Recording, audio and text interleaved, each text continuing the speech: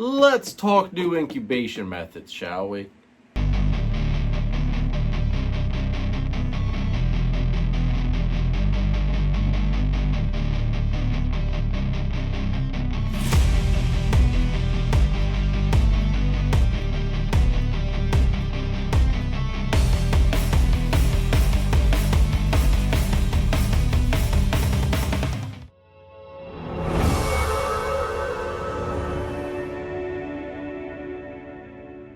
What's up, everybody? I'm Jeremy, and you are watching Morphs. This week's video, folks, that's right, we are talking about a new incubation method that I tried this 2024 breeding season and had fantastic, and I mean fantastic results, folks.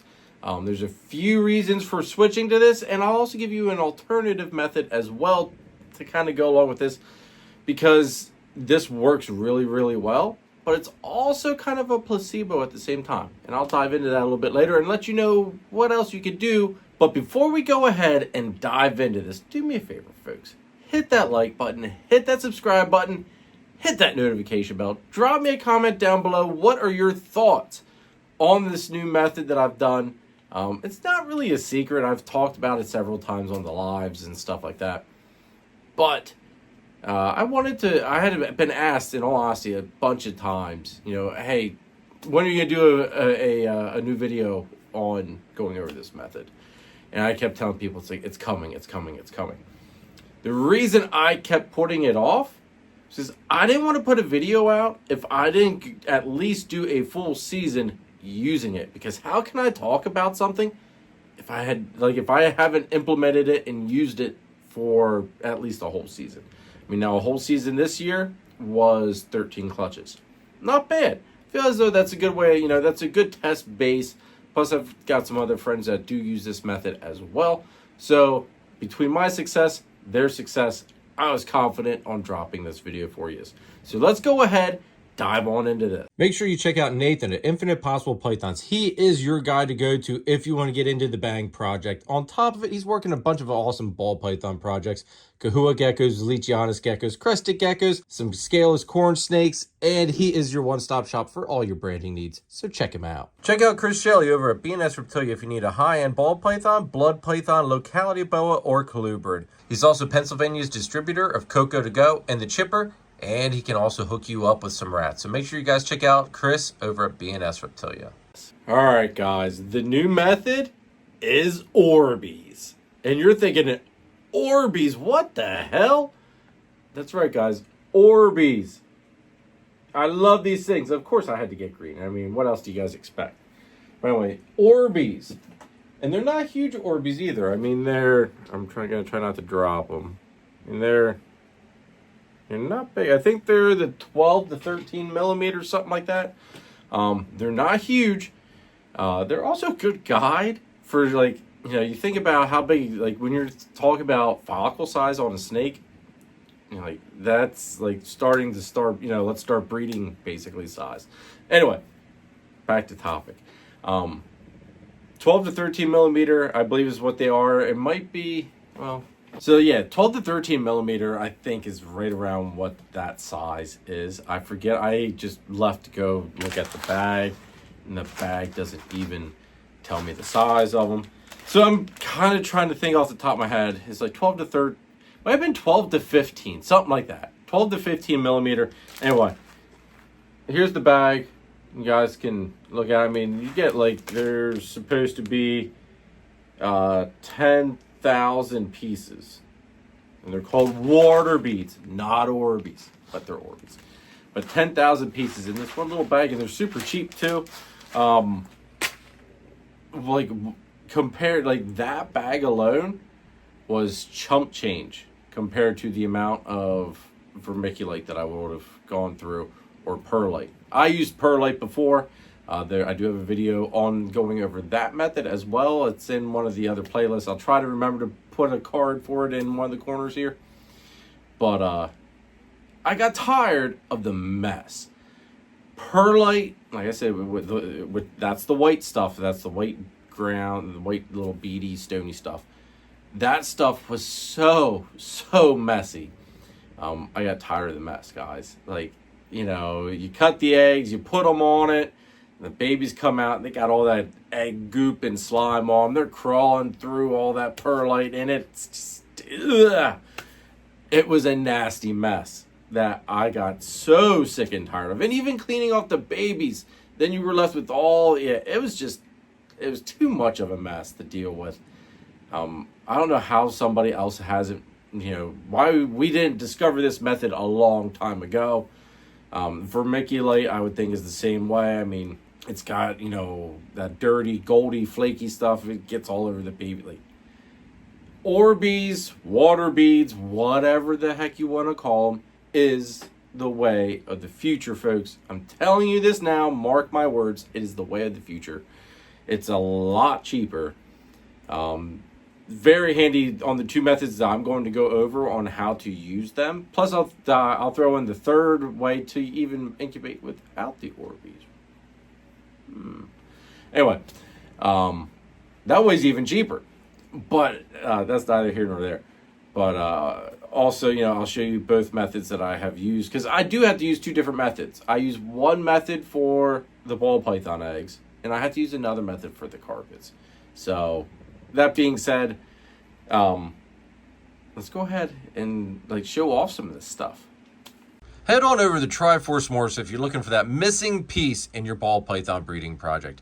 While you're there, add a little bit of lace or citron to the mix, folks. John and Christine can also hook you up with the crested gecko, so don't forget that. Turn up the heat with Triforce Morphs. If you want to use the best reptile record keeping and tracking software on the market today, scan the QR code or click our partnership link in the description down below for a free 30-day trial of Husbandry Pro. I promise you, you will not regret it. All right, so first off, get your bag of Orbeez or water beads. So this is like the 12 to 15 or something like that millimeter size. They don't get super big, which is actually really nice. Next thing you need, don't tell my wife that I have this because she might be looking for it and I don't want to be in trouble. But anyway, you could really just use a 1 tablespoon measuring cup or measuring scoop because I only fill this up halfway. I was experimenting. I tried a full scoop and it made too much. So I cut it in half and it was perfect, folks. Absolutely perfect for how I'm doing it. So put these in 1 tablespoon of Orbeez water beads into your shoebox tub. Now put in roughly, I'd say inch and a half of water into the shoebox tub. Let it sit for several hours. Do this. Make sure, I would recommend having these set up a week in advance. That way, if you need to add a little bit more water, you can. If you need to drain water out, you can. But it also allows the Orbeez to get up to their maximum size. Okay? Now, once you've had them in there and they are at, fully, full size, you can then go ahead and add your egg tray. Now, this is a Lugardi egg tray. You use Dragon Hatch or whatever else you want to use. But I have these. They're nice. They work. They're actually pretty cheap, too. But good quality. Really nice plastic. Now, you're going to see this rim right here at my thumb. You can fill the water up to that point if you so choose to. So what I do is I set it in there. Now, normally I do have, this egg box has been sitting empty in the incubator for a little while, so the water is a little bit low. But normally I fill it up to basically 3/4 up to that line, maybe at that line. I did keep it down a little bit though, so 3/4 of the way up to this line. So that's going to be half an inch of water maybe in there on top of the water beads. You can see there enough of a gap that there's no water touching the eggs. The thickness of this stops the Orbeez from actually being able to physically touch the eggs. So you have no worries about, your eggs getting wet unless you're there sloshing around. And anyway, yeah. It's just not going to happen. I mean, you would literally have to drop them or try to do it on purpose. But I don't think you're really going to do that. So that's method number 1. Now, I will tell you this much. I have a whole big tub made up, just so that way I'm prepared. I don't have to sit there and wait hours because I've got these things already all pre-absorbed or up to size. I just keep filling this tub up with water.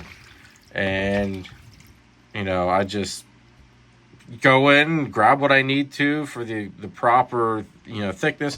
As you can see, I mean, I'm basically going 2 Orbeez stacked high, essentially, is the level of the water beads. So 2 high is how high I would go ahead and take them. And then, you know, just sit that on there, and it's the perfect height. But definitely go ahead and have yourself some Orbeez ready to rock and roll. Keep some water in the bottom there, just that way they do stay hydrated. But these things are just freaking awesome. I love it. Stop wasting time trying to prove out animals or taking chances on possible hets or genes you don't know that are there. Head on over to Charlie at Gray Rider Reptiles and ShedTesting.com for all of your shed testing needs. He's fast, accurate, and adding new tests on a regular basis. So head on over to ShedTesting.com and check him out. Make sure to use the code CARPET15 for 15% off of your shed test order. Use nothing but the best at ShedTesting.com.